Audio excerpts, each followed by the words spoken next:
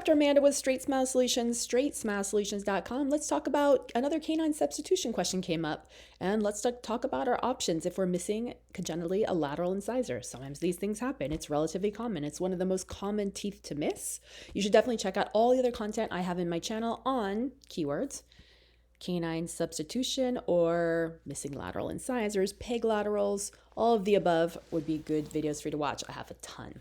So, congenitally, sometimes people are missing a lateral incisor, or in the case of some patients, sometimes they're traumatized or there's a bone defect and they're unable to move. They're just funny teeth. Sometimes they have trouble. So, or, they're just malformed. So sometimes they have to go, and sometimes they just were never formed.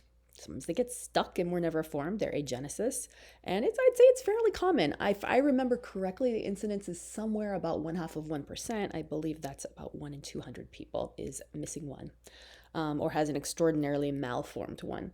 So listen, if you know this ahead of time, and you should know this by, I'm hoping you're taking x-rays on every 7-year-old in your practice if you're a primary care dentist, not just sending them to ortho to do it, because a lot of times they don't show up in ortho.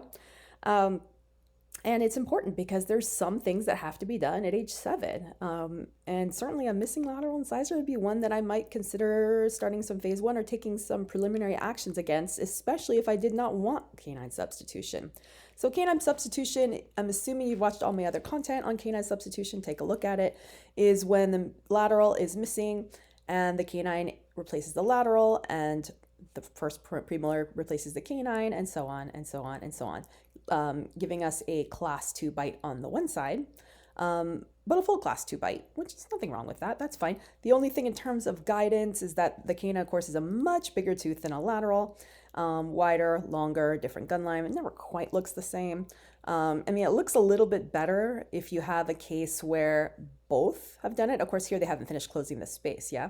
And then they could restore these as well. And it would look pretty decent, especially if you got bigger front teeth. If these are so much bigger than these, it looks bad. But you got to keep in mind, if you're missing 1 or 2 teeth, it's a big difference. If you're missing 2 teeth, your midlines should be pretty much on. You can see they're pretty much on here, right? But now we're done. Yeah, your average lateral incisor is what, probably 6.5 to 7 millimeters. So let's just say 7 to make it easy. That's 14 millimeters of bolt-in. You're missing 14 millimeters up top, assuming this is a class 1 case, which means most likely 14 millimeters got to go or so from the bottom, depending on the thing. So usually in that case, if there's 1 missing, I'll consider taking out a lower incisor, assuming it's a normal class 1 with no starting bolt-in. If there's 2, maybe a lower incisor and a ton of IPR. Sometimes you can do that. Just depends. You have to work the numbers out. Invisalign is a great way to mock it up. It just makes, I can't imagine, why would you do this case not in Invisalign? Or another clear aligner system, but I think Invisalign has the best Pontics.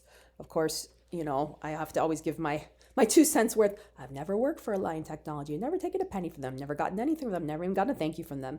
But I make lots of content and it probably produce them a lot of money each year. You're welcome. So I believe that I can speak freely about what I think from a clinical perspective, since I don't care what aligner company you use. I don't really care. So anyways, so you've got 14 millimeters of bolt-in. So now we got to remove a bunch of structure from the bottom. You get the idea. Now, if there's only a unilateral, a lot of times what happens is if you don't get in there and control the space and the anchorage and just the way drift happens. And again, another good suggestion is to look up my videos on drift. I have a lot of videos on just drift, where teeth just move where they want because nothing's there,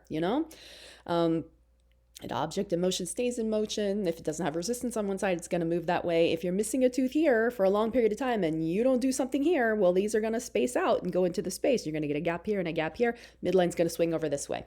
As well as, especially if there's crowding, or if any tooth is lost early here, everything's going to shift over here. Does it ever fully shift over? Rarely. Never, almost never. You usually have to help it out. Maybe it might go somewhere between 30, 40, 50, 60%, depending on how much crowding there is and what kind of phase 1 they had and where they started. But you're gonna have to finish up the job. So you don't always get to choose between canine substitution or sequential mesialization or whatever, You don't get to choose. Usually nature makes the decision for you. I don't think I've almost never had a situation where I could we could go either way and both will work out. No. It's always one's already been decided. And unfortunately, a lot of patients come in and they're like, oh, this is what I want. I'm like, well, you can't have that. Well, why? Well, it's going to be a lot harder. So let's say, for example, let's say there's a patient that wants sequential mesialization. What I'm going to look at to help make that decision is how much has this tooth already migrated over, but not the crown, the root. So I can't blow this up, but if you blow this up, you're going to see here's number 9, or the upper left 1, we're missing 10, or the upper left 2, and we've got 11, upper left 3.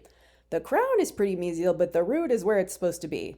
So it's only like halfway there. It's, even though it looks like it's closed, it really has not closed at all. The root takes the longest. So in this case, it's going to be a lot easier, to potentially, if you have the space. Of course, it's not going to work in this situation if you got 3 molars, right? Sometimes you can take out the 3rd molar, scoot this back, scoot this back, scoot this back, scoot that back, and then upright this, which is a lot easier than root correcting this. So I usually look at where the root is to make the decision.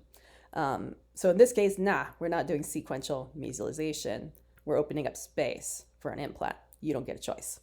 I mean, could you do it? Yeah, it depends on the overjet. It would take forever. You'd have to use elastics, and you'd probably have to take out a lower incisor for clearance because you're missing tooth, right? So the other thing you got to look at is the midline. I'm always going to go with where the midline is. I'm not going to try to mess with the midline.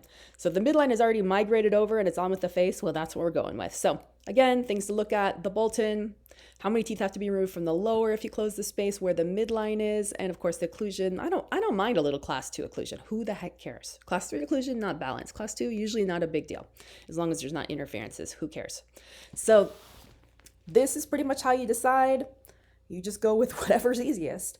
And sometimes if you really are 50-50, you just got it. You don't want to be taking out teeth and then they're not compliant. So I'm always hesitant, let's not take out a premolar to do this.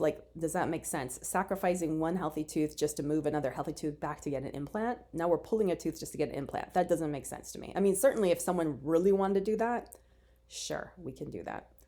Let's say this case down here, hypothetically speaking, had an overjet. It was a class 2 case, done growing, okay?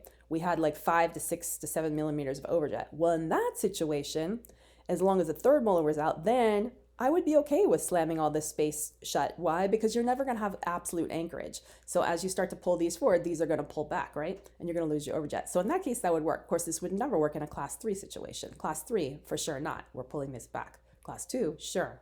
As long as we don't, I'm not dragging or mesializing a 3rd molar. So it got to go. So lots of things to keep in mind. Don't pull a tooth just to drop a new teeth in. If we can avoid the patient getting, an implant, that's always great, or getting a veneer, that's always great. I never want my patient to be committed to getting an implant unless they're fully committed to how much it costs, when it's going to happen. Usually in teenagers, you're going to look into your early 20s to get it. You don't, trust me. We're dealing with this in my house when my daughter needs an implant. She's not 18 yet.